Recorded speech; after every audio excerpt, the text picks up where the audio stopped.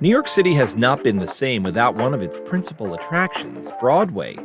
Theaters are coming back, but it's been a long road to recovery. We lost something, and now we are finding it again. Broadway theaters closed on March 12, 2020. At the time, people who worked on Broadway thought that maybe it would be a month before they were back on the stage. Now, the goal is to get audiences back in the seats by September, a year and a half after the pandemic shutdown began. The theater district grossed more than $1.75 billion in the season before coronavirus hit this city. Over 14.5 million people attended a Broadway show in 2019. The industry directly employed more than 12,000 people and supported over 90,000 related jobs across New York. On April 12th, Broadway took a major step toward getting those people back to work.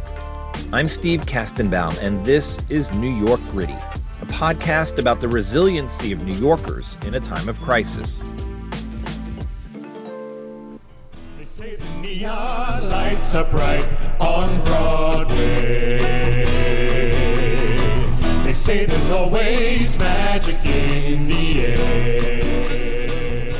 On a pedestrian plaza in the middle of Times Square, people gathered to watch a live performance and listen to Mayor Bill de Blasio talk about the opening of a COVID vaccination site set up just for people who work in theaters. This is us. This is New York City coming back before your very eyes, right here in Times Square. This is what we are about. We are not letting anything hold us back. Forgive me, I'm emotional. This is the most people I have seen in a year and a half. I'm sure you feel the same way. And this is the first live performance I've seen in a year and a half.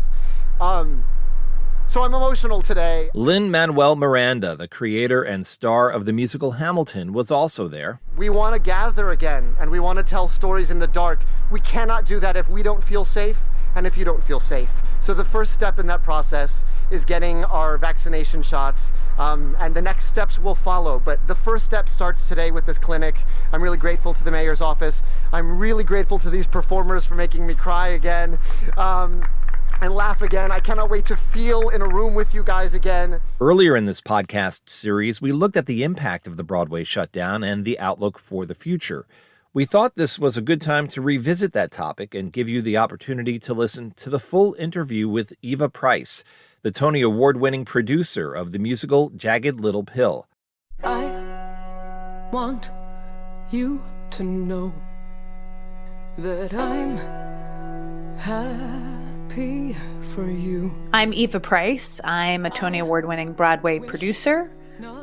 When Broadway shut on March 12th, I was producing Jagged Little Pill on Broadway. It's not fair to deny me of the cross I bear that you gave to me. You ought to know. In addition to a handful of shows across the country on tour and in development.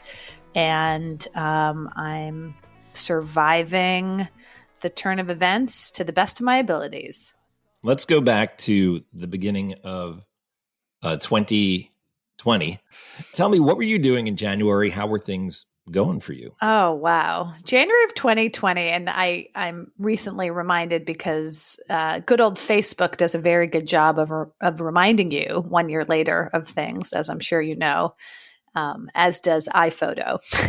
So I was recently reminded that when I woke up on January 1st, 2020, I was on vacation in Curacao. I had a great week. And I was heading back to New York City, quite excited, quite optimistic. I had just opened Jagged Little Pill on Broadway the month prior in December. Our cast and Alanis Morissette had performed live at the Ball Drop in Times Square. And the future was open and bright. And I was getting ready for a tour launch of a show called What the Constitution Means to Me in Los Angeles. I headed out there mid-January to launch that tour. I was wrapping up a Tony-winning run of the Revival Oklahoma at Circle in the Square. We were completing our 11th month on Broadway ahead of our national tour that was going to be launching 6 months later.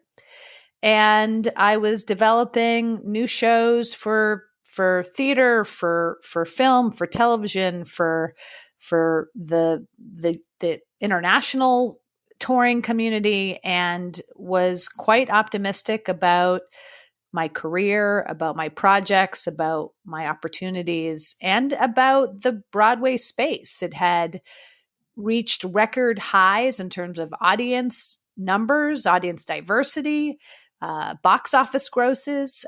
We were coming off of a banner couple years, just as an industry in general throughout North America, and specifically in New York.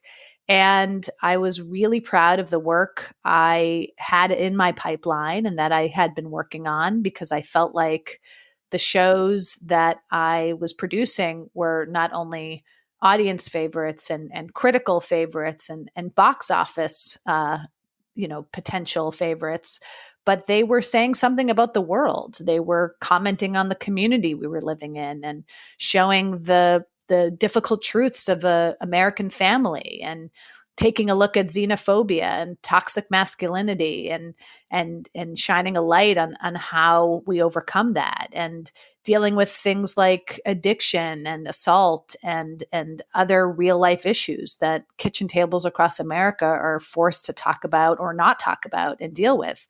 We were helping survivors and helping all sorts of theater goers grapple with real serious topics on Broadway. And we were making a difference. And those were the things that were driving me and were putting a spring in my step and were motivating me. And all of that, a couple months later, stopped. People come to New York, and a visit isn't complete without going to a Broadway show. That's always on everyone's list. And when they think of Broadway, they think of the actors, the musicians, the dancers, the singers, the set designers, the people on the stage making it happen. But I don't know that the producer's role enters the mind very much for the average theater goer. Can you tell me what that's like, being a producer? Because quite honestly, you're the first Broadway producer I've ever spoken with. Well, what we're not all is men over 60 with a cigar hanging out of our mouth, which is what I thought Broadway producers all were when I first became one. We are a group of people that range in ethnicity and race and gender and age and taste and passion. So, for every producer you meet, there is a stark difference, I assure you, between them. But what we all are emotional entrepreneurs who care deeply about an art form and the artist and the art of storytelling. And we care deeply about the economics of our shows and the financial viability and the potential success and commerciality of them. Our job, just to boil it down, quite simply, is we are the CEO of the show. Think of every show as a company. Every producer is the CEO. They are the founder. They are the financial backer. They are the chief strategist and marketer, and they have a degree of creative vision. Obviously, the day-to-day of the creative vision, the execution of that is by the director. That's a core difference. But the producer has the creative vision as to how the show's narrative will exist in the world and will be perceived by ticket buyers and potential ticket buyers, as well as the press, as well as the entire marketplace. So the job is eating, sleeping, breathing, living your show to its utmost potential. The buck really does stop with you. You decide when to open, you decide when to close, you decide how much everything's going to cost, and you decide who to hire and fire. I mean, you really are the CEO in that way. So in January of 2020, things were fantastic on Broadway, as you just described. Do you remember when you first started hearing about coronavirus? I do. So I listen to Up First every morning, just to sort of get in the basis of my news. And I was hearing about it.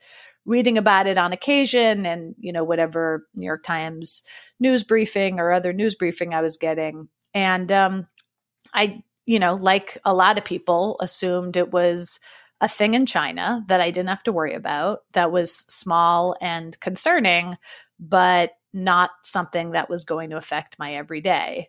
So I did very little to prepare myself or plan for what it could become. I blame, failure in leadership, frankly, for not telling me otherwise. But I also blame my own naivete and optimism that we as an industry and America as a place and New York as the greatest city in the world were immune to any kind of legitimate harm.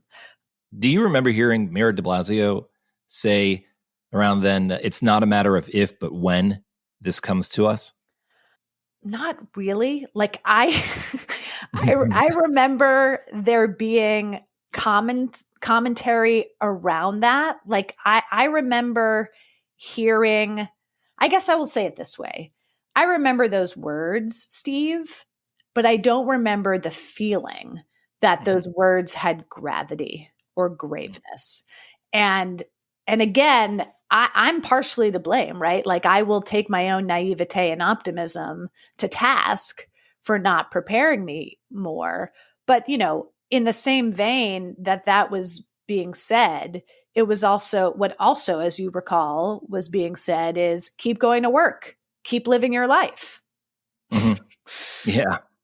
I remember thinking, that's not going to last. I remember thinking it is just a matter of time before it comes to New York, and it's probably going to get bad because of the density here, because of the fact that New York City is an international city and people are coming and going from this city every day from all parts of the world.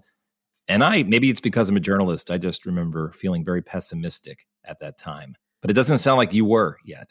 No, sadly I wasn't. I have two very memorable conversations that, if I had like a replayola like they had on the Jetsons, I would go back to and act on. One was on March 3rd. An actress who works for me actually said to me after a company meeting, "Are we going to get shut down?" And I looked at her, I go, "What? Are you crazy? No one shuts Broadway down. No. It'll be fine." I'm smiling when you say that because I just remember what was going on then. And the cases were starting to really blossom in these clusters, as they called it back then. Yeah. We had north of New York City, there was the New Rochelle cluster, and then it spread to another related community within the city, within the 5 boroughs that make up New York. And I remember thinking, this is going to get really bad. And then we started having that, the dueling messaging between the mayor and the governor, and they couldn't get their acts straight, what was going to happen here. And they kept going back and forth on that. And all I kept thinking was, with each passing day, it's getting worse for us. Yeah. At that time, did you think that it was coming? That, it looks like things are going to get so bad that they shut down Broadway? Well, I started to make a few different choices. About 2 days later, I was supposed to get on a plane to go to Chicago on March 6th to attend an opening of my tour, What the Constitution Means to Me. And I didn't really need to get on a plane, and I didn't really need to go to Chicago. The show can open on its own. There were going to be plenty of openings I wouldn't be attending. I was just with the company in Los Angeles the month before. And after having a conversation with a couple people about the seriousness of the virus, I thought I don't need to get on a plane and go to Chicago right now. And then that following Tuesday, I was supposed to get on a plane and go see my parents, my elderly parents in Florida. And I remember thinking the same thing. We're now talking March 10th. And I remember thinking, it would be great, but I don't need to get on a plane and go expose myself to a bunch of elderly people in what is the start of what feels like a pandemic that that affects in the worst way people who are older and elderly. And so, much to their chagrin and much to their disappointment, I canceled that trip. Only to be sitting in a room 2 days later with the leadership of Broadway, hearing news from the governor saying that Broadway is now shut down. Did it involve you and everybody else on Broadway, or was it really the governor saying, that's it, we're closing Broadway? It was the governor. That's it. We're closing Broadway. Involved in that there is communication between the governor's office and the leadership of Broadway and our trade association, the Broadway League. There was obviously dialogue about, what it would mean to have this news. But no, these decisions, they come from the state. They come from the government. We are not that powerful of a group of people. We put on shows real well, but we don't determine policy. With that in mind, how many people depend on Broadway every day to make a living? Well, an awful lot, Steve. Because when you ask it that way, in terms of making a living, you're also asking about every restaurant, every parking garage, every dry cleaner, every, concessionaire that is also in and around the Broadway district that relies on Broadway to make a living. The guy that builds the signs, the electrician from the local bulb place, the, caterer who delivers meals. And not to mention every Broadway worker, so the number that I see constantly thrown around is 90,000 people. 90,000. 90,000 people. But I think it goes way, way, way beyond that because of the epicenter that Broadway is to New York City and the way that New York City is an epicenter of America.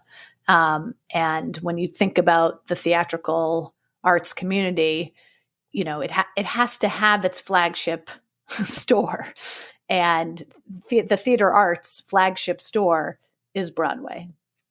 So when that shut down, what was running through your mind? Were you thinking, how long is this going to be? How are we going to survive? Were you just tackling one problem at a time, day after day? Were you thinking long term? What was going through your mind? Yeah, I hadn't thought long term yet for two reasons. I'm very good at compartmentalizing, and in order to think long term, I think I wouldn't have been able to be a leader in the short term, and that was what was needed. I had 90 people expecting to show up to work that night at the Broadhurst Theater for Jagged Little Pill. And I had to get on the phone with them. We organized very hastily a conference call as soon as the governor made that decision for every crew member, every box office worker, every usher, and certainly all the actors and musicians. And we explained to them what we knew.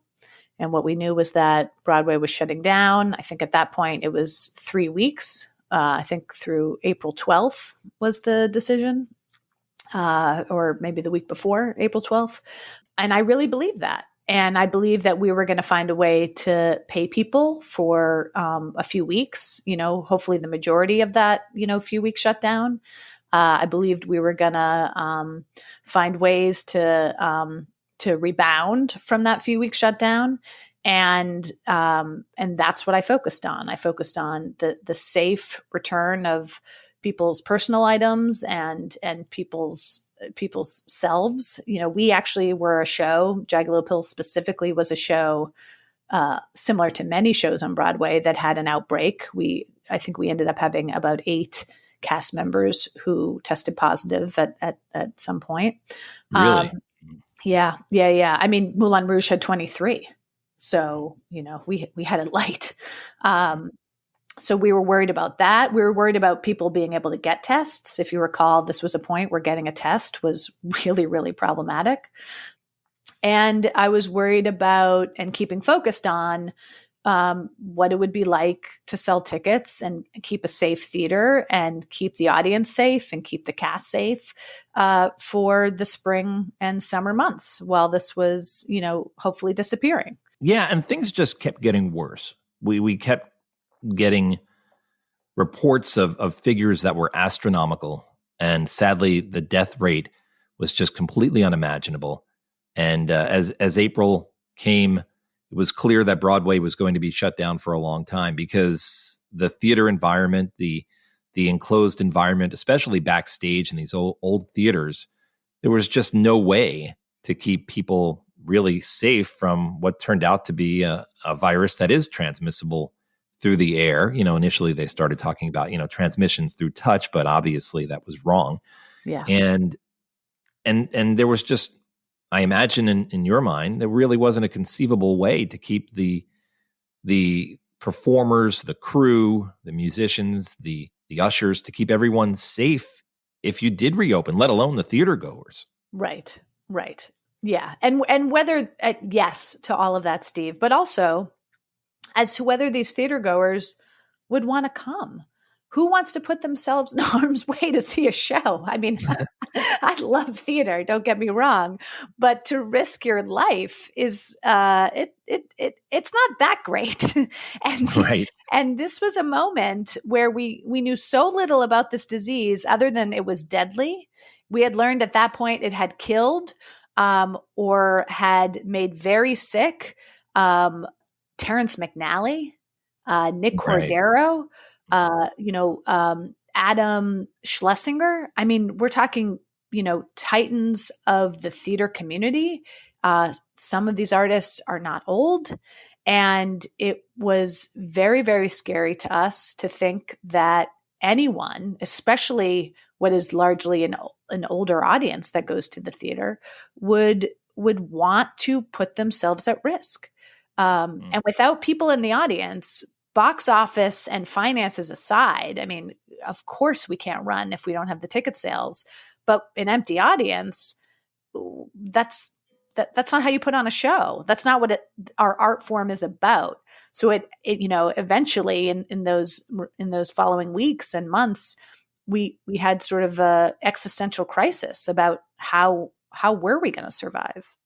So when I hear you say that, I think of the 90,000 people we were talking about moments ago, and I'm wondering what has happened to them. Yeah. A lot of side hustles, a lot of online classes, a lot of online bread making. A lot of folks have started side businesses legitimately, flower arrangements, T-shirt creation, tattooing. I've seen that happen. And a lot of folks have gotten unemployment. We laugh, but literally these people had their livelihoods taken away from them just overnight. Their reason for existing was gone, right? There is no real laughter here. It is actual heartbreak and tears because these people not only had their livelihood and their reason for being and their passion taken away from them overnight, but they are intended to come back one day at an unknown date with no real timeline in place and no real detail about the return, and assume that they have it all still intact the way they had it on March 11th, as though their bodies are ready to dance those dances and their voices are ready to sing those songs and their emotional IQ is functioning at a place where they can handle the dramatic and emotional roller coaster of being an actor. I am incredibly heartbroken about people's livelihoods financially, but I am equally heartbroken about their mental health. So people think about Broadway being such an integral part of New York City. If this city does return back to, quote, normal, it wouldn't be normal if people couldn't go to Broadway and see a show. So calling workers back to offices, if that ever happens, people would be flowing through New York City again. But Broadway generates billions of dollars for the economy of New York City. And it's part of this city's personality. It's fiber. Yeah. Right? So I'm wondering, what's your outlook for the future of New York City, given the role that Broadway plays and feeling this real insecurity about when it might reopen? Remember when I told you I was pretty good at compartmentalizing? It is a tool that I'm happy to have, because the truth is, until the day we're back, it's going to be heinous. The days of not knowing, and the days of thinking we know, and the days of planning and worrying and remounting and solving how to have a safe, protocoled work environment for everyone on stage, backstage, and for the audience.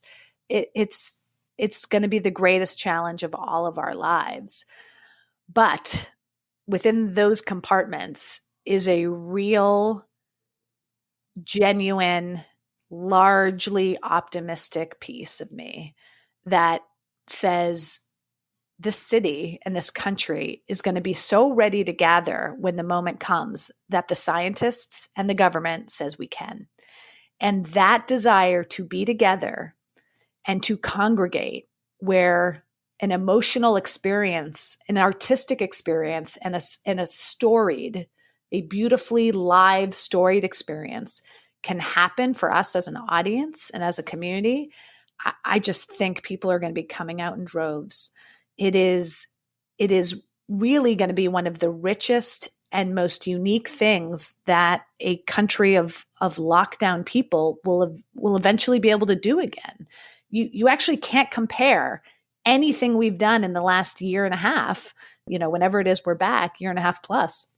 You can't compare a single experience to what it will be like to be back in the theater again with strangers, watching live people. And I think that's going to be such a driver for humanity that people are going to be there, and they're going to be there in droves, and they're going to be supportive. But how we get there, Steve, when we get there, and all the pain and suffering we're going to go through to make sure when we get there it is safe and ready to do so, that's going to be monumental. But to answer your question, I feel very optimistic that it'll be back. It'll feel similar, but God, it'll feel so different. You sound so confident that New York will not lose this iconic part of its personality, but will it be the same? No one will be the same after this. I don't even know what the same is anymore. I don't know if I'm the same person. I don't know if my mom's the same person. I certainly don't think anything will be the same after this. So no, I'm going to say that right off the bat. It will not be the same. It'll be different, because it has to be different. We are a different America. We are a different human race. We are a different culture. We are a different group of people because of the war that we have lived through and the PTSD that we will be dealing with, and the experience, the individual experiences we all will have had. Will Broadway shine? Will people be standing and applauding? Will theaters be full?